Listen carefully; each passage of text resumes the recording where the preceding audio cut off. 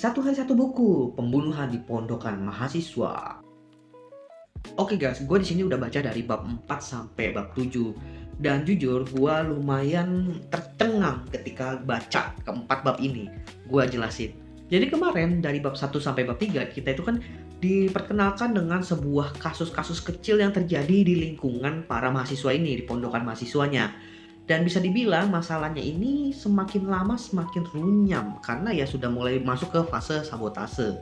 Nah, di bab 4 akhirnya detektif terbaik kita, Mr. Hercule Poirot, datang ke pondokan mahasiswa ini.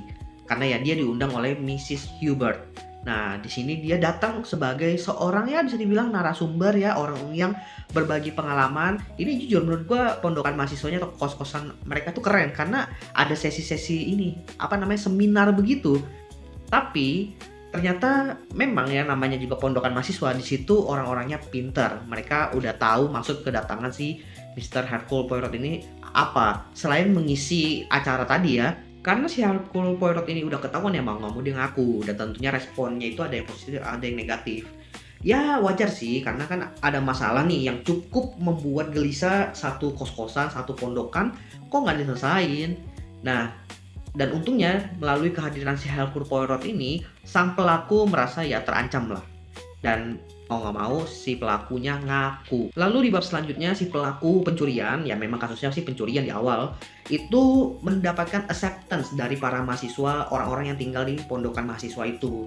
Ya bisa dibilang dia dimaafin lah. Dan bahkan jujur di bab 4 sampai bab 6 ini, ketimbang fokus kepada pemecahan masalahnya, ini gue merasa malah di sini titik kunci romance. Ada romance ya guys.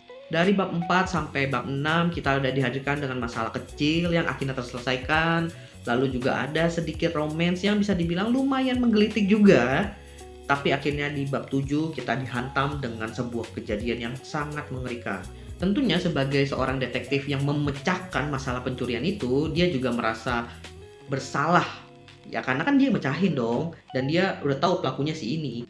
Mau nggak mau dia datang ke pondokan mahasiswa itu lagi, dan di situ ternyata si Mrs. Hubert lagi diinterogasi. Ya bukan diinterogasi sih, di apa namanya, diajak ngobrol lah sama Inspektur Sharp. Tapi ada satu hal yang dilakukan oleh Mrs. Hubert yang membalikan kasus bunuh diri ini menjadi kasus pembunuhan.